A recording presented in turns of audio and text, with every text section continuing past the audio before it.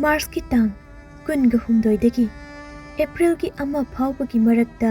थोखिबा थौदोकसिंग असि इंडियागी लेंगाकना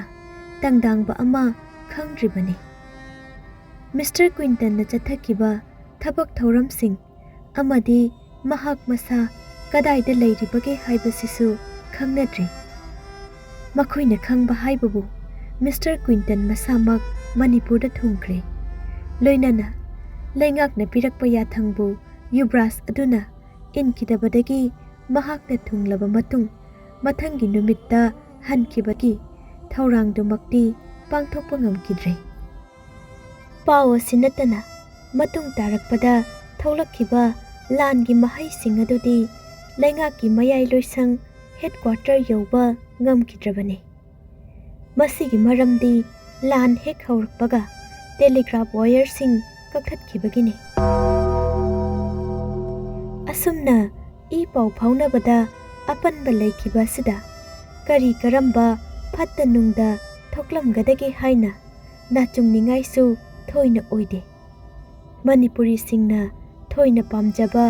हाइनजबा हाइरगदी telegraph wire कक्थत्पसिना ओइ। सोक 1890 गे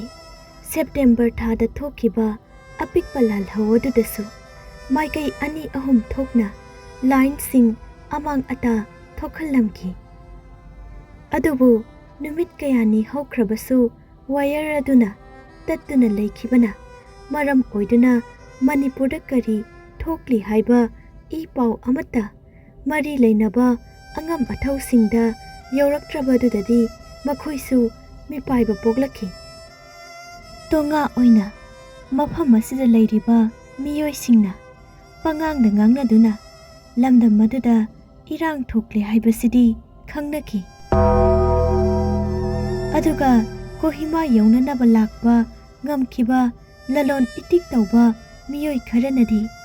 mi loinamak hatkre haiba pau tamlaki।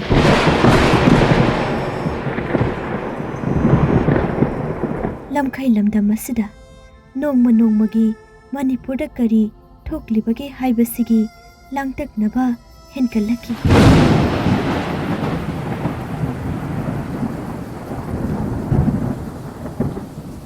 महै पंगांगना ngangnaragi वाफम अमदि मणिपुरदा इरांग थोकपदगी आइगा मियोइ अमा अनिगदी नानथोक्तुना चेनख्रे। अदुबु अतैदि लोइनमक हाटख्रे नत्रगा कैसुम संगदा थमख्रे हाइबसिने। चप चाबा पाउदी अैखोइगी कांगबुदगी लाखि। तांग 38 मिचम अमदी सिपाही सिंग यावबा परिंग अनिगी मार्च अमगा लोइनाना ऑफिसर अमा थाखि। नुमित सिगी नोंमा फाद्रिङैदा इंडिया पुंबदा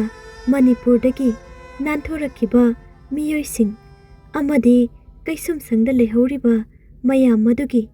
ममिंग मथा यावना लोइनमक खंगनकी। पुंजा खरगी मतुंगदा पाउ असि इंग्लैंड यौख्रे। मियोइ खरगी मफमददी पाउ असि ताबदा अवाबा कोक्लमबसु याइ। अदुबु मियोइ कया अमगिदि पाउ असि पारुबदा नत्रगना तारुबदा मबुकनिंगदा अकीबा वाखल कया लाक्लमगनि। फाजिंदुना लेहौरिबा मखोइना नुंसिजबा मियोइसिंग अदुगी मराइबक्ता करी तमलमगदगे हाइबा वाखल असिदा मखोइ सोइदना वाजरमगनि। नुमित 10 चुपना सेटलिबा फिरोल होंदोलक्तबना करी फावहनबगे हाइबसि खंगदबा मियोइ अमतना अइना जिरीदा लैबा पथासंग अदुदा थुंखिबा नुमित अदुदा फावखिबादु लांबा फंगलोइ। नुमित अदुदा अइना इरुजफम अमा फंखिबा अमदी उपु कांगथोल थारबा का अमा उबा फंखिबगी नुंगाइबदु नुपी ओइरबसु नुपा ओइरबसु पाकना खंगलरोइ। अइना नुमित अदुदा फंखिबा नुंगाइजबा नुमित 10 मतुंगदा अहानबा बातब अमा फंखिबा दुगा मानबा अमत्ता फंगलरोइ खल्ले। अई pung kaya chupna batap adugi manungda lainingba phaukhibane. Adubu lamsang lakpagi motlaba fattaba churaba amadi segairaba phizol singadu amuk hanna sechinduna ai khongchat adu makha tana Lakhipur yautri faoba chatki. Adubu wakhal asidadi amuk inau nauna hakchang asi iseng sengle haina asengba maki nungaibagi masak ama oiki.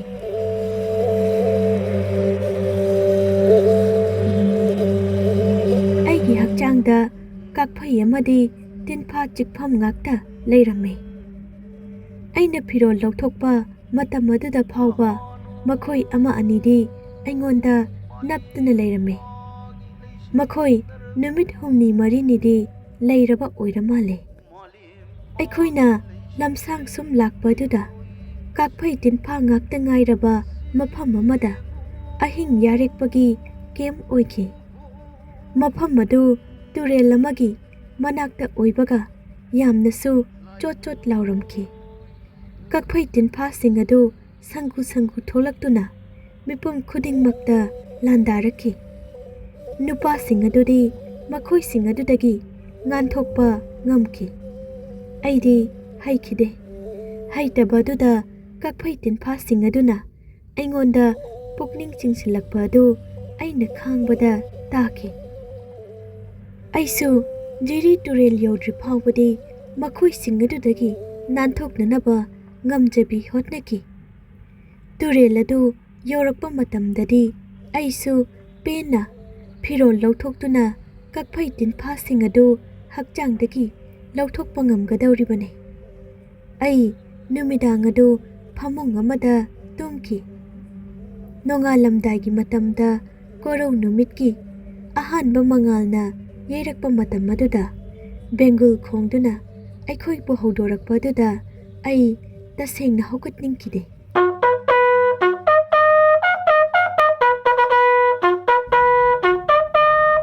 Aikhoi makha tana chatpa hauki. Mail 10 chatlaba matungda Lakhipur kauba mafam amada thungki. Mafam adu yaubadadi Manipurda amuk hana chatkhinaba sipai kaya ama sem saduna pulap leiramba thengnaki. Lakhipurda aina phirol amadi aina changadaba potlam kaya ama leiramba thengnaki. Hairibasing asi aigidamoktani haiduna kasarda leibi nupisingna thabirakhibani. Makhoigi minungsi amadi thaujal sigidamakta aina taubimal khangba utchaki. Asengba ananba phirol setpa phangkhiba sidi tasengna harauki. Hoi nupi ebi khoina phirol set chaba matamda nap chana chap chana ningthi jana phajana setningba haibadumakti phangkhidrabasu leiramliba phirol pumnamak aigi leikhiba phirol singdagi hena thoina ningthi jaba phajaba henki. Loinamak lu nale masimakna aigi mitta khwaidagi hena sumhatjaba amadi penjaba haibadu oiki. Asigi matungdadi breakfast laki. Matam kuina chaba phangkhidrabanina adusu pumnamak panghauda hauki. Breakfast hek loibaga aikhoi pumnamak yumda waphongse haibadi chithi amamam inanaba haiduna phamthanaki. Aina thengnarakibasing amadi hundoktuna thamlamliba makhoigi wakhalda nungjanaba langtaknabana maram oiduna thabak simakti aingonda yamna aruba ama oiki. Akiba phanglaba khudong thiba singadu wahaina amuk hanna phongdokpa haibasi awabagi masak ama oiki. Adubu aina karigumba amata haujik idrabade matungda amuk hanna ibagi pangal leiraklaroi haiduna marik chumlaba paudam mama mathangi posta thakinaba thaurang tauki. ꯑꯩꯈꯣꯏ ꯅꯨꯃꯤꯠ ꯆꯨꯞꯄ ꯂꯈꯤꯄꯨꯔꯗ ꯄꯟꯗꯨꯅ ꯂꯩꯈꯤ꯫ ꯑꯦꯄ꯭ꯔꯤꯜꯒꯤ ꯇꯥꯡ 2ꯒꯤ ꯅꯨꯃꯤꯗꯥꯡꯗ ꯅꯠꯇ꯭ꯔꯒꯅ ꯍꯦꯟꯅ ꯆꯥꯟꯅꯕꯗꯤ ꯇꯥꯡ 3ꯒꯤ ꯑꯉꯟꯕ ꯑꯌꯨꯛꯇ ꯑꯩꯈꯣꯏ ꯀꯁꯥꯔ ꯌꯧꯒꯗꯕ ꯋꯥꯠꯂꯤꯕ ꯑꯔꯣꯏꯕ ꯃꯥꯏꯜ 13 ꯑꯗꯨ ꯆꯠꯄ ꯍꯧꯈꯤ꯫ ꯑꯩꯈꯣꯏꯅ ꯂꯈꯤꯄꯨꯔ ꯊꯥꯗꯣꯛꯂꯝꯗꯥꯏ ꯃꯤꯀꯨꯞ ꯑꯗꯨꯗ ꯀꯩꯔꯣꯏ ꯂꯩꯀꯥꯏꯗ ꯂꯩꯕ ꯆꯥ ꯊꯥꯐꯝꯗ ꯊꯕꯛ ꯇꯧꯕ ꯄ꯭ꯂꯥꯟꯇꯔꯁ ꯀꯌꯥ ꯑꯩꯈꯣꯏꯕꯨ ꯎꯅꯕ ꯂꯥꯛꯈꯤ꯫ ꯑꯩꯈꯣꯏꯅ ꯃꯅꯤꯄꯨꯔꯗꯒꯤ ꯅꯥꯟꯊꯣꯛꯇꯨꯅ ꯆꯦꯜꯂꯛꯈꯤꯕꯒꯤ ꯑꯁꯦꯡꯕ ꯋꯥꯔꯤꯁꯤꯡ ꯑꯗꯨ ꯑꯩꯈꯣꯏꯒꯤ ꯏꯆꯤꯜꯁꯤꯃꯛꯅ ꯂꯤꯈꯤꯕ ꯑꯗꯨ ꯃꯈꯣꯏꯅ ꯇꯥꯈꯤ꯫ ꯑꯩꯈꯣꯏꯅ ꯀꯁꯥꯔ ꯌꯧꯗ꯭ꯔꯤꯉꯩ ꯑꯁꯤꯗ ꯋꯥꯔꯤꯁꯤꯡ ꯑꯁꯤꯗꯤ ꯍꯥꯟꯅꯅ ꯃꯐꯝ ꯑꯗꯨ ꯌꯧꯈ꯭ꯔꯦ꯫ ꯑꯩꯈꯣꯏꯕꯨ ꯊꯧꯖꯥꯟꯕꯤꯅꯕꯒꯤꯗꯃꯛ ꯃꯤꯄꯨꯝ ꯈꯨꯗꯤꯡꯃꯛ ꯂꯥꯡꯇꯛꯅꯕ ꯃꯥꯜꯂꯤ꯫ ꯑꯩꯈꯣꯏꯕꯨ, ꯃꯔꯨ ꯑꯣꯏꯅ ꯑꯩꯕꯨ ꯅꯨꯡꯉꯥꯏꯍꯟꯅꯅꯕ ꯍꯣꯠꯅꯕꯤꯈꯤꯕꯁꯤꯡ ꯑꯗꯨꯗꯤ ꯄꯨꯛꯆꯦꯜ ꯆꯥꯎꯕꯒꯤ ꯃꯇꯤꯛ ꯃꯁꯤꯡ ꯊꯤꯕꯁꯨ ꯋꯥꯒꯅꯤ꯫ ꯑꯁꯨꯛꯀꯤ ꯃꯇꯤꯛ ꯌꯥꯝꯈ꯭ꯔꯕ ꯃꯤꯌꯥꯝꯅ ꯑꯩꯈꯣꯏꯕꯨ, ꯃꯔꯨ ꯑꯣꯏꯅ ꯑꯩꯕꯨ ꯅꯨꯡꯉꯥꯏꯅꯅꯕ ꯍꯣꯠꯅꯕꯤꯈꯤ꯫ ꯑꯩꯅ ꯀꯁꯥꯔ ꯌꯧꯔꯛꯄ ꯃꯇꯝꯗꯗꯤ ꯑꯩꯁꯦ ꯍꯦꯔꯣꯏꯟ ꯑꯃꯒꯨꯝ, ꯍꯥꯏꯕꯗꯤ ꯊꯧꯅꯥ ꯐꯕꯤ ꯑꯃꯒ ꯆꯞ ꯃꯥꯟꯅꯅ ꯈꯟꯅꯕꯤꯔꯝꯂꯦ꯫ ꯑꯩꯕꯨ ꯇꯦꯛꯇ ꯀꯥꯏꯗꯅ, ꯑꯁꯣꯏ ꯑꯉꯥꯝ ꯌꯥꯎꯗꯅ ꯃꯐꯝ ꯑꯁꯤꯗ ꯑꯃꯨꯛ ꯍꯟꯅ ꯎꯕ ꯑꯁꯤꯗ ꯀꯅꯥꯅꯁꯨ ꯊꯃꯣꯏ ꯁꯦꯡꯅ ꯑꯃꯗꯤ ꯄꯨꯛꯆꯦꯜ ꯁꯦꯡꯅ ꯄꯦꯟꯕ ꯄꯣꯛꯅꯈꯤꯗꯕ ꯌꯥꯎꯅꯈꯤꯗꯦ꯫ ꯑꯩꯅ ꯍꯦꯛ ꯍꯤꯡꯂꯤꯕ ꯃꯈꯩ ꯃꯈꯣꯏꯒꯤ ꯃꯤꯅꯨꯡꯁꯤ ꯑꯃꯗꯤ ꯊꯧꯖꯥꯜ ꯑꯗꯨꯗꯤ ꯀꯥꯎꯊꯣꯛꯄ ꯁꯨꯛꯉꯝ ꯉꯝꯂꯔꯣꯏ꯫ ꯍꯥꯏꯔꯤꯕꯁꯤꯡ ꯑꯁꯤꯒꯤ ꯃꯔꯛꯇ ꯑꯩꯒ ꯍꯥꯟꯅꯗꯒꯤ ꯇꯤꯟꯅꯔꯛꯄ ꯃꯔꯨꯞ ꯃꯄꯥꯡ ꯈꯔꯅ ꯑꯩꯕꯨ ꯃꯈꯣꯏꯒꯤ ꯌꯨꯝꯗ ꯄꯨꯁꯤꯟꯕꯤꯗꯨꯅ ꯑꯣꯛꯄꯤꯔꯝꯃꯤ꯫ ꯃꯈꯣꯏꯅ ꯍꯦꯛ ꯉꯝꯖꯕ ꯄꯨꯝꯕ ꯄꯥꯡꯊꯣꯛꯇꯨꯅ ꯑꯩꯕꯨ ꯅꯨꯡꯉꯥꯏꯍꯟꯅꯅꯕ ꯍꯣꯠꯅꯖꯈꯤ꯫ ꯃꯁꯤꯒꯤꯗꯃꯛ ꯃꯈꯣꯏꯒꯤ ꯃꯐꯝꯗ ꯑꯩꯅ ꯁꯤꯡꯕ ꯉꯝꯂꯔꯣꯏꯗꯕ ꯂꯃꯟ ꯑꯃ ꯇꯣꯟꯁꯤꯟꯖꯔꯕꯅꯤ꯫ ꯑꯩꯅ ꯃꯈꯣꯏꯒꯤ ꯃꯃꯤꯡꯁꯤꯡ ꯑꯗꯨ ꯃꯐꯝ ꯑꯁꯤꯗ ꯂꯣꯏꯅ ꯏꯔꯨꯕꯗ ꯃꯈꯣꯏꯅ ꯄꯥꯝꯂꯝꯗꯕꯁꯨ ꯌꯥꯏ꯫ ꯑꯗꯨꯕꯨ ꯑꯩꯅ ꯏꯔꯤꯕ ꯑꯀꯤꯕ ꯐꯪꯂꯕ ꯈꯣꯡꯆꯠ ꯑꯁꯤꯒꯤ ꯋꯥꯔꯤ ꯑꯁꯤꯗ ꯂꯥꯞꯅ ꯏꯟꯗꯤꯌꯥꯗ ꯂꯩꯍꯧꯔꯤꯕ ꯃꯈꯣꯏꯒꯤ ꯃꯌꯨꯝꯗ ꯌꯧꯔꯛꯄꯗꯗꯤ ꯃꯈꯣꯏꯅ ꯁꯣꯏꯗꯅ ꯈꯪꯕꯤꯒꯅꯤ ꯃꯗꯨꯗꯤ ꯑꯩꯒꯤ ꯆꯤꯔꯕ ꯃꯇꯝꯗ ꯑꯩꯉꯣꯟꯗ ꯇꯧꯕꯤꯈꯤꯕ ꯑꯐꯕꯁꯤꯡ ꯑꯗꯨꯒꯤꯗꯃꯛ ꯃꯈꯣꯏꯕꯨ ꯇꯧꯕꯤꯃꯜ ꯎꯠꯄ ꯑꯃꯗꯤ ꯅꯨꯡꯁꯤꯕ ꯑꯗꯨ ꯈꯪꯕ ꯑꯣꯏꯅ ꯑꯩꯅ ꯃꯈꯣꯏꯕꯨ ꯏꯀꯥꯏ ꯈꯨꯝꯅꯕ ꯎꯠꯆꯕꯒꯤ ꯈꯨꯗꯣꯡꯆꯥꯕ ꯑꯗꯨ ꯃꯥꯡꯍꯟꯗ꯭ꯔꯕꯅꯤ꯫ ꯑꯩꯍꯥꯛ ꯅꯨꯄꯤ ꯑꯃꯒ ꯑꯃꯨꯛ ꯍꯟꯅ ꯋꯥꯔꯤ ꯋꯥꯇꯥꯏ ꯁꯥꯟꯅꯕ ꯐꯪꯈꯤꯕ ꯑꯗꯨꯗ ꯇꯁꯦꯡꯅ ꯄꯦꯟꯈꯤ꯫ ꯑꯩꯈꯣꯏꯅ ꯂꯥꯛꯈꯤꯕ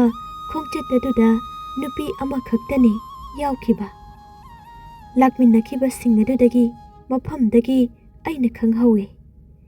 ꯑꯔꯨꯕ ꯄꯨꯟꯁꯤꯒꯤ ꯐꯤꯚꯝ ꯑꯃꯗ ꯏꯪꯂꯤꯁ ꯅꯨꯄꯥꯁꯤꯡ ꯑꯁꯤ ꯃꯁꯥꯒꯤ ꯑꯣꯏꯖꯕ ꯊꯤꯗꯕ ꯑꯃꯗꯤ ꯊꯧꯖꯥꯜ ꯍꯩꯕ ꯉꯥꯛꯇꯅꯤ꯫ ꯃꯈꯣꯏꯅ ꯑꯩꯕꯨ ꯄꯣꯠꯂꯨꯝ ꯑꯃ ꯑꯣꯏꯅ ꯈꯟꯈꯤꯗꯦ꯫ ꯑꯩꯅ ꯇꯣꯏꯅ ꯋꯥꯔꯛꯄ ꯑꯃꯗꯤ ꯄꯨꯛꯅꯤꯡ ꯍꯟꯊꯔꯛꯄ ꯃꯇꯝꯗ ꯑꯩꯒꯤ ꯍꯦꯟꯖꯤꯟꯅ ꯈꯟꯕ ꯋꯥꯈꯜꯕꯨ ꯃꯈꯣꯏꯅ ꯏꯪꯅ ꯇꯞꯅ ꯐꯥꯖꯤꯟꯕꯤꯈꯤ꯫ ꯑꯩꯅ ꯇꯧꯔꯨꯔꯤꯕ ꯈꯨꯗꯤꯡꯃꯛ ꯃꯈꯣꯏꯅ ꯊꯥꯒꯠꯄꯤꯗꯨꯅ ꯑꯩꯕꯨ ꯃꯈꯥ ꯇꯥꯅ ꯆꯠꯄ ꯉꯝꯕꯒꯤ ꯊꯧꯅꯥ ꯍꯥꯞꯄꯤꯈꯤ꯫ ꯃꯁꯤꯃꯛꯅ ꯑꯀꯤꯕ ꯐꯪꯂꯕ ꯈꯣꯡꯆꯠ ꯑꯗꯨꯒꯤ ꯅꯨꯡꯉꯥꯏꯇꯕ ꯀꯌꯥ ꯑꯗꯨ ꯈꯥꯡꯕꯗ ꯃꯇꯦꯡ ꯑꯣꯏꯈꯤ꯫ ꯆꯌꯣꯜ ꯑꯃꯗꯤ ꯑꯩꯁꯨ ꯑꯩꯒꯤ ꯃꯔꯨꯞꯁꯤꯡꯒ ꯀꯁꯥꯔꯗ ꯂꯩꯔꯝꯈꯤ꯫ ꯃꯇꯝ ꯑꯁꯤꯗ ꯑꯩꯒꯤ ꯏꯄꯨꯔꯣꯏꯕꯒꯤ ꯋꯥꯈꯜ ꯈꯜꯂꯨꯕꯗ ꯅꯨꯡꯅꯥꯡꯕ ꯑꯃꯗꯤ ꯃꯤꯄꯥꯏꯕ ꯄꯣꯛꯈꯤ꯫ ꯑꯩ ꯄꯣꯊꯥꯐꯝ ꯈꯪꯈꯤꯗꯦ꯫ ꯃꯌꯥꯝꯒꯤ ꯋꯥꯈꯜꯂꯣꯟꯗꯗꯤ ꯑꯩꯒꯤ ꯏꯄꯨꯔꯣꯏꯕ ꯑꯃꯗꯤ ꯃꯍꯥꯛꯀ ꯂꯣꯏꯅꯈꯤꯕ ꯃꯤꯑꯣꯏꯁꯤꯡ ꯑꯗꯨ ꯇꯦꯛꯇ ꯀꯥꯏꯗ ꯂꯩꯔꯝꯒꯅꯤ ꯍꯥꯏꯕꯁꯤꯅ ꯑꯣꯏꯈꯤ꯫ ꯑꯗꯨꯕꯨ ꯑꯩꯒꯤ ꯄꯨꯛꯅꯤꯡꯗ ꯑꯀꯤꯕ ꯋꯥꯈꯜꯇꯅ ꯄꯤꯛ ꯊꯟꯈꯤ꯫ ꯍꯧꯈ꯭ꯔꯕ ꯃꯇꯝꯗ ꯊꯣꯛꯈꯤꯕ ꯂꯥꯜꯍꯧ ꯀꯌꯥꯒꯤ ꯋꯥꯔꯤ ꯅꯤꯡꯁꯤꯡꯈꯤ꯫ ꯃꯗꯨꯗ ꯐꯥꯖꯤꯟꯗꯨꯅ ꯊꯝꯂꯤꯕꯁꯤꯡ ꯑꯗꯨꯕꯨ ꯀꯟꯕꯤꯕ ꯂꯥꯛꯈꯤꯕ ꯃꯤꯀꯨꯞ ꯑꯗꯨꯃꯛꯇꯗ ꯇꯝꯊꯤꯅ ꯍꯥꯠꯇꯣꯛꯄꯤꯕꯒꯤ ꯋꯥꯔꯤꯁꯤꯡ ꯑꯩꯅ ꯄꯥꯈ꯭ꯔꯦ꯫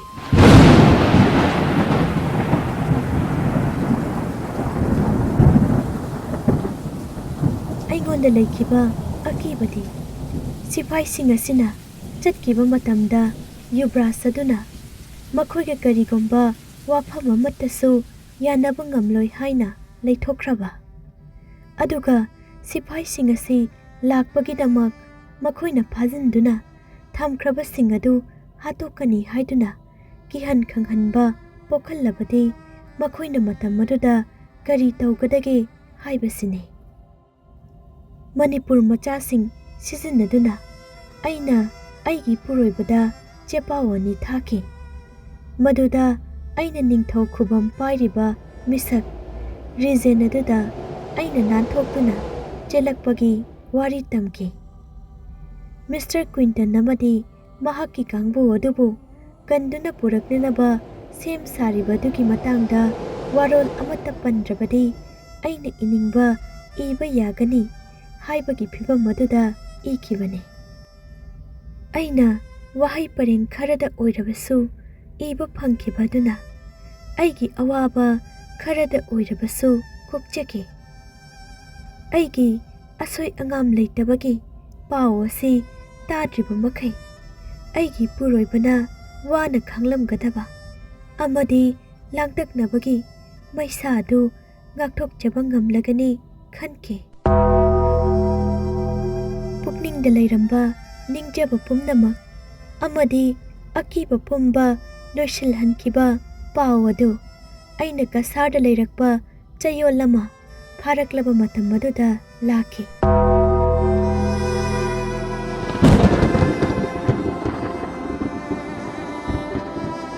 ꯁꯤꯐꯥꯏ ꯁꯪꯒꯨ ꯁꯪꯒꯨ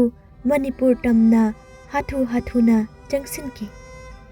ꯔꯦꯖꯤꯃꯦꯟꯠ ꯀꯌꯥꯗꯒꯤ ꯁꯤꯐꯥꯏ ꯀꯌꯥꯅ ꯑꯩꯈꯣꯏꯅ ꯂꯩꯔꯤꯕ ꯃꯐꯝ ꯑꯗꯨ ꯄꯤꯛ ꯊꯟꯈꯤ꯫ ꯑꯩꯒ ꯂꯣꯏꯅꯅ ꯃꯅꯤꯄꯨꯔꯗꯒꯤ ꯂꯥꯛꯃꯤꯟꯅꯈꯤꯕ ꯑꯣꯐꯤꯁꯔꯁꯤꯡ ꯑꯃꯗꯤ ꯁꯤꯐꯥꯏꯁꯤꯡ ꯑꯗꯨꯁꯨ ꯑꯃꯨꯛ ꯍꯟꯅ ꯂꯝꯕꯤ ꯑꯗꯨꯒꯤ ꯃꯇꯦꯛ ꯈꯔ ꯆꯪꯁꯤꯜꯂꯨꯏ꯫ ꯑꯁꯣꯛ ꯑꯄꯟ ꯅꯪꯂꯕꯁꯤꯡꯗꯤ ꯀꯁꯥꯔ ꯍꯣꯁꯄꯤꯇꯥꯜꯗ ꯊꯝꯈꯤ꯫ ꯃꯈꯣꯏꯕꯨ ꯎꯅꯕ ꯑꯩꯁꯨ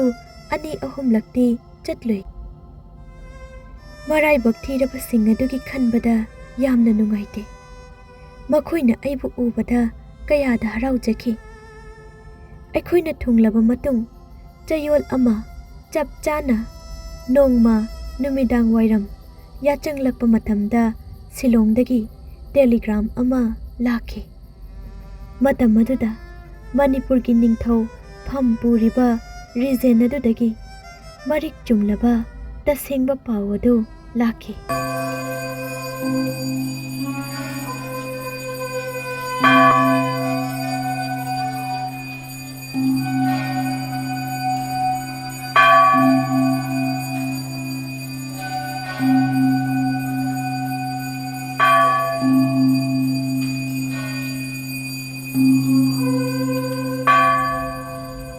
ꯄꯥꯎ ꯑꯗꯨꯗꯤ ꯐꯥꯖꯤꯟꯗꯨꯅ ꯊꯝꯈꯤꯕ ꯃꯤꯑꯣꯏ ꯂꯣꯏꯅꯃꯛ ꯍꯥꯠꯈ꯭ꯔꯦ ꯍꯥꯏꯕꯁꯤꯅꯤ꯫ ꯇꯦꯂꯤꯒ꯭ꯔꯥꯝ ꯊꯨꯡꯂꯛꯈꯤꯕ ꯑꯗꯨ ꯑꯩ ꯏꯁꯥꯃꯛ ꯎꯍꯧꯈꯤ꯫ ꯃꯗꯨ ꯗꯤꯄꯨꯇꯤ ꯀꯃꯤꯁꯅꯔꯒꯤ ꯃꯈꯨꯠꯃꯛꯇꯗ ꯈꯨꯠꯁꯤꯟꯅꯔꯝꯕ ꯃꯇꯝ ꯑꯗꯨꯗ ꯑꯩ ꯃꯍꯥꯛꯀꯤ ꯕꯪꯒ꯭ꯂꯣ ꯑꯗꯨꯗ ꯂꯩꯈꯤ꯫ ꯃꯇꯝ ꯑꯗꯨꯗ ꯑꯩꯅ ꯍꯥꯏꯈꯤꯕ ꯂꯩ꯫ ꯑꯩꯗꯤ ꯑꯌꯥꯛꯄ ꯍꯪꯒꯥꯝ ꯃꯄꯥꯜ ꯍꯥꯏꯕꯗꯤ ꯑꯔꯪꯕ ꯅꯥꯄꯨ ꯃꯆꯨꯒꯤ ꯇꯦꯂꯤꯒ꯭ꯔꯥꯝꯁꯤꯡ ꯑꯁꯤ ꯄꯥꯝꯖꯗꯦ, ꯃꯔꯝꯗꯤ ꯃꯁꯤ ꯃꯇꯝ ꯄꯨꯝꯕꯗ ꯐꯠꯇꯕ ꯄꯥꯎ ꯑꯣꯏꯒꯜꯂꯤ꯫ ꯏꯟꯗꯤꯌꯥꯗꯗꯤ ꯈꯨꯗꯛꯀꯤ ꯑꯣꯏꯕ ꯑꯊꯨꯕ ꯄꯥꯎꯖꯦꯜꯁꯤꯡ ꯑꯁꯤ ꯑꯔꯪꯕ ꯅꯥꯄꯨ ꯃꯆꯨꯒꯤ ꯆꯦꯈꯨꯝ ꯍꯥꯏꯕꯗꯤ ꯏꯟꯚꯦꯂꯞꯇ ꯃꯇꯝ ꯄꯨꯝꯕꯗ ꯍꯥꯞꯄꯤ꯫ ꯑꯣꯐꯤꯁꯔꯗꯨꯅꯕꯨꯗꯤ ꯍꯥꯏꯈꯤꯕꯅꯤ꯫ ꯍꯧꯖꯤꯛꯀꯤ ꯃꯇꯝꯁꯤꯗꯗꯤ ꯑꯁꯤꯒꯨꯝꯕꯁꯤ ꯅꯨꯃꯤꯠ ꯆꯨꯞꯄ ꯄꯨꯡꯆꯥ ꯆꯨꯞꯄ ꯇꯣꯏꯅ ꯂꯥꯛꯃꯜꯂꯗꯅ ꯑꯗꯨꯒꯨꯝꯕꯒ ꯈꯜꯂꯨꯗ꯭ꯔꯦ꯫ ꯉꯥꯏꯍꯥꯛ ꯂꯩꯔꯒꯗꯤ ꯃꯍꯥꯛ ꯃꯐꯝ ꯑꯗꯨꯗꯒꯤ ꯍꯧꯒꯠꯇꯨꯅ ꯊꯣꯛꯈ꯭ꯔꯦ ꯍꯥꯏꯕ ꯑꯩꯅ ꯈꯪꯈꯤ꯫ ꯑꯩꯁꯨ ꯃꯄꯥꯜꯗ ꯊꯣꯛꯂꯛꯈꯤ, ꯑꯗꯨꯒ ꯃꯄꯥꯜꯗ ꯂꯩꯔꯝꯂꯤꯕꯤ ꯏꯃꯥꯟꯅꯕꯤ ꯑꯗꯨꯒ ꯎꯅꯈꯤ꯫ ꯃꯍꯥꯛ ꯀꯔꯤꯒꯨꯝꯕ ꯈꯔꯗ ꯃꯊ꯭ꯋꯥꯏ ꯅꯨꯡꯉꯥꯏꯇꯅ ꯂꯩꯔꯝꯃꯦ꯫ ꯈꯨꯗꯛꯇ ꯃꯍꯥꯛ ꯃꯌꯨꯝ ꯆꯠꯂꯒꯦ ꯍꯥꯏꯔꯛꯈꯤ꯫ ꯑꯁꯨꯝꯅ ꯑꯩꯈꯣꯏ ꯑꯅꯤ ꯄꯨꯟꯅ ꯆꯠꯃꯤꯟꯅꯈꯤ꯫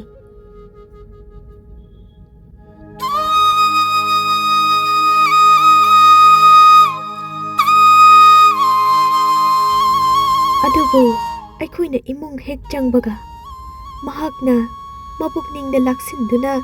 ꯇꯞꯅ ꯑꯃꯗꯤ ꯃꯤꯅꯨꯡꯁꯤ ꯂꯩꯅ ꯑꯩꯉꯣꯟꯗ ꯇꯝꯂꯛꯈꯤ꯫ ꯑꯩꯒꯤ ꯏꯄꯨꯔꯣꯏꯕ ꯍꯥꯠꯈ꯭ꯔꯦ꯫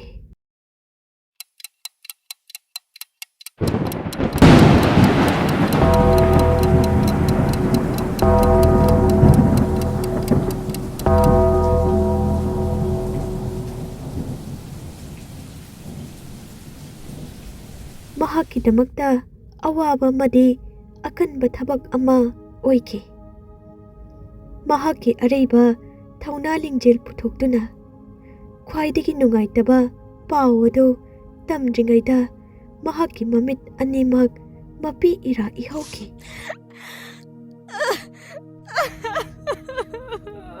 ꯑꯗꯨꯒ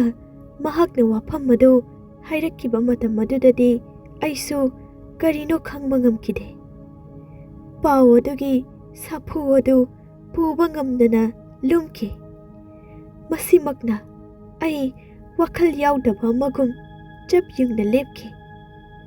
ꯃꯍꯥꯛꯀꯤ ꯋꯥꯐꯝꯁꯤꯡ ꯑꯗꯨꯒꯤ ꯋꯥꯍꯟꯊꯣꯛ ꯈꯪꯈꯤꯗꯦ꯫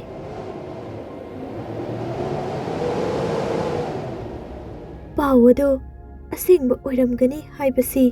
ꯑꯩꯅ ꯊꯥꯖꯈꯤꯗꯦ, ꯃꯔꯝꯗꯤ ꯁꯣꯏꯗꯕ ꯑꯁꯦꯡꯕ ꯄꯥꯎ ꯐꯪꯕ ꯉꯝꯒꯅꯤ ꯍꯥꯏꯕꯗꯨ ꯑꯩꯅ ꯑꯣꯏꯊꯣꯛꯇꯦ ꯍꯥꯏꯅ ꯂꯧꯈꯤ꯫ ꯑꯍꯤꯡ ꯑꯗꯨ ꯌꯥꯝꯅ ꯋꯥꯅ ꯂꯦꯟꯈꯤ꯫ ꯄꯥꯎ ꯑꯗꯨ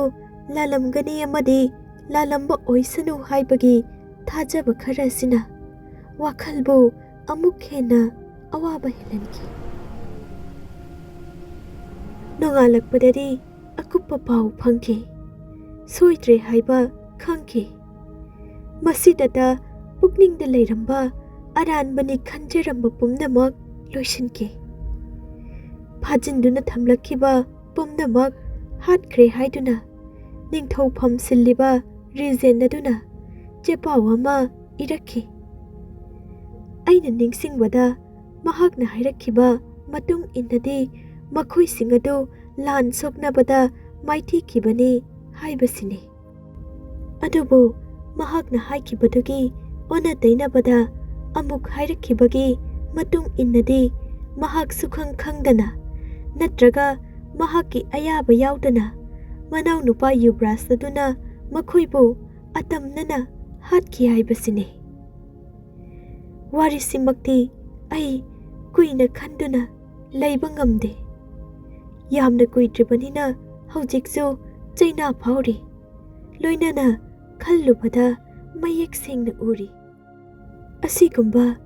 ꯇꯝꯊꯤꯕ ꯈꯨꯗꯣꯡꯊꯤꯕ ꯊꯧꯗꯣꯛ ꯑꯁꯤ ꯁꯨꯒꯥꯏꯅ ꯇꯥꯛꯅꯅꯕ ꯑꯩꯉꯣꯟꯗ ꯋꯥꯍꯩ ꯂꯩꯇ꯭ꯔꯦ꯫ ꯑꯃꯔꯣꯝꯗ ꯐꯥꯖꯤꯟꯗꯨꯅ ꯃꯈꯨꯠ ꯆꯟꯈ꯭ꯔꯕ ꯃꯈꯣꯏꯒꯤ ꯃꯔꯥꯏꯕꯛꯇ ꯀꯔꯤ ꯑꯣꯏꯈꯤꯕ ꯍꯥꯏꯕꯁꯤꯁꯨ ꯈꯪꯅꯔꯕ ꯋꯥꯅꯤ꯫ ꯍꯧꯖꯤꯛꯇꯤ ꯃꯌꯥꯝꯅꯁꯨ ꯈꯪꯅꯔꯦ꯫ ꯂꯧꯅꯝ ꯇꯧꯗꯨꯅ ꯃꯈꯣꯏꯕꯨ ꯌꯦꯛꯅꯕꯁꯤꯡꯅ ꯀꯣꯏꯁꯤꯟꯈꯤ꯫ ꯃꯈꯣꯏꯕꯨ ꯃꯇꯦꯡ ꯄꯥꯡꯕꯤꯔꯛꯀꯅꯤ ꯍꯥꯏꯅ ꯈꯟꯕ ꯑꯣꯏꯊꯣꯛꯈꯤꯗꯦ, ꯑꯃꯗꯤ ꯃꯁꯥ ꯃꯁꯥꯕꯨ ꯉꯥꯛꯊꯣꯛꯆꯕꯒꯤ ꯄꯥꯝꯕꯩꯁꯨ ꯌꯥꯎꯈꯤꯗꯦ꯫ ꯑꯁꯨꯝꯅ ꯃꯈꯣꯏꯕꯨ ꯂꯣꯏꯁꯤꯟꯈꯤ꯫ ꯃꯈꯣꯏ ꯑꯃꯠꯇ ꯑꯣꯏꯅ ꯈꯨꯠꯇ ꯌꯣꯜꯍꯤꯡ ꯆꯜꯂꯗꯨꯅ ꯏꯀꯥꯏꯕ ꯄꯤꯕ ꯌꯥꯕ ꯄꯤꯔꯕ ꯃꯇꯨꯡꯗ ꯊꯥꯕꯜ ꯃꯉꯥꯜ ꯑꯗꯨꯗ ꯃꯈꯣꯏꯕꯨ ꯆꯩꯅꯥ ꯈꯪꯍꯜꯂꯒ ꯍꯥꯠꯈꯤ꯫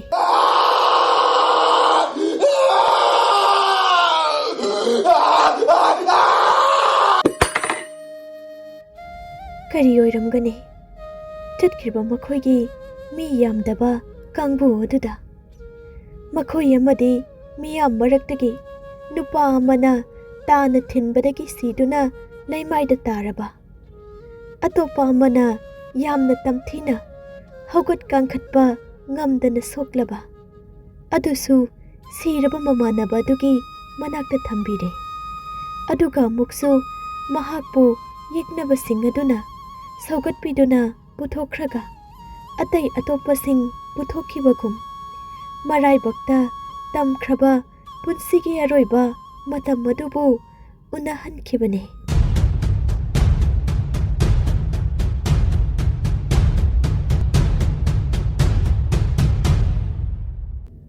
हौजिक फाउबगी ओइरिबा तमथीरबा अकी तुजुंगलबा वारी असिदा अइंगोंदा खरा नुंगाइजबा मंगाल अमा लाखि अइगी इपुरोइबदी अतैगी लाइबक्ता तमखिबादुदगी गाक्पिखि महाक्ति अतैना वाखिबगुम वाखिद्रे हाइबसिदा अइ नुंगाइजखि महाक्ना थमोइ सेंगना नुंसिजखिबा युम मदुबु अमांग अता थोखिबा लेप लेतना काबलिबा तमथीरबा नोंमै टोपसिंगी खोंजेलदु महाक ताखिद्रे महाक मधु खंगलमलरोय तमथीबा मिनुंगसि लेतबा मैरीना मैवाइख्रबा इखोइगी फजरबा युम मैरी अदुना चखलक्तुना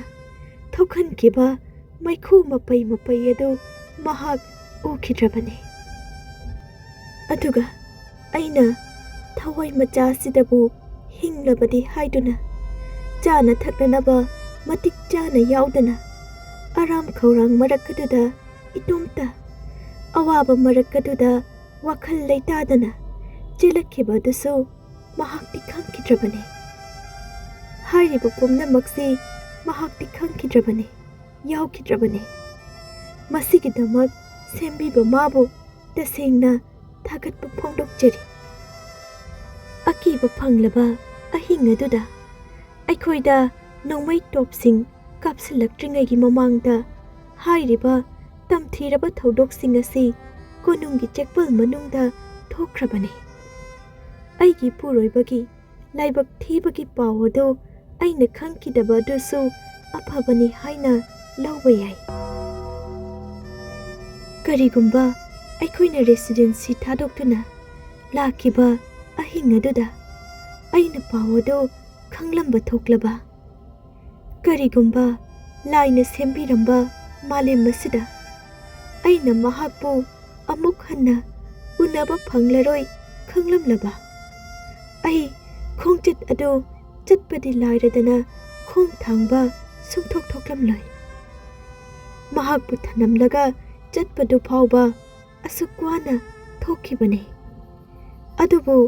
महाक टेक्ता काइदना लैरी हाइबा वखल से खल्लदुना महाकी दमक अइगी थवाई असि हिंगदबा यादे खंदुना खोंगचत अदु लोइबा फावबा चटपा ngमखिबने अइना थेंगरखिबसिंगी समलपा वारोल असि मतांग असिदा लोइसिनबगी पुंगफम यौरक्ले अकीबा फंगलबा पावदो पुरखिबा नुमित अदुदगी अइगी फमदा पुमनमक अवोनबा हाइबदु ओइखि अदुबु सोक 1891 की मार्च थादा थोखिबा थौदोकसिंगी पाउदमसिंग असि मणिपुरगी लालहौ असिगा मरी लैनना तोंगान तोंगानबा अतै मफमसिंगदा थोखिबा थौदोकसिंगी वारोलसिंग थमरमद्रबदी मपुम फाररोय हिरम असिगा मरी लैनना अइना हानना अइगी वारी असिदा पंजख्रबा मिस्टर ग्रांडना यैखाइ थिनगाइबगी पाव असि मंगोंदा हेक यौरकपगा महाकना पुकचेल चाउना सरुक याबिखिबदुसु समलपना थमजगे महाकना लौखिबा सरुक अदुबु अइना इसागी वाहै सिजिनदुना संदोकना ताकबा हाइबसे पेनिंगाइ ओइरोय अदुना अइना वखल खनबा मखै खंथरबा मतुंगदा थोखिबा थवोंगसिंगी अकुपा वारोल यावरबा महाकना इखिबा चेपाव अदुमक अइना इरिबसिदा हापचिनबना फगनी खंजरे मणिपुर की पाव से ꯃꯉꯣꯟꯗ ꯃꯥꯔꯆꯀꯤ ꯇꯥꯡ 23ꯇ ꯑꯍꯥꯟꯕ ꯑꯣꯏꯅ ꯊꯨꯡꯂꯛꯈꯤ꯫ ꯃꯁꯤꯒꯤ ꯃꯇꯨꯡꯗ ꯊꯣꯛꯂꯛꯄ ꯊꯧꯗꯣꯛꯁꯤꯡ ꯃꯍꯥꯛꯅ ꯏꯔꯛꯄ ꯆꯦꯄꯥꯎꯗ ꯁꯟꯗꯣꯛꯂꯒ ꯍꯥꯏꯔꯛꯈꯤꯕ ꯋꯥꯔꯣꯜ ꯑꯗꯨ ꯃꯈꯥꯗ ꯊꯝꯖꯔꯤ꯫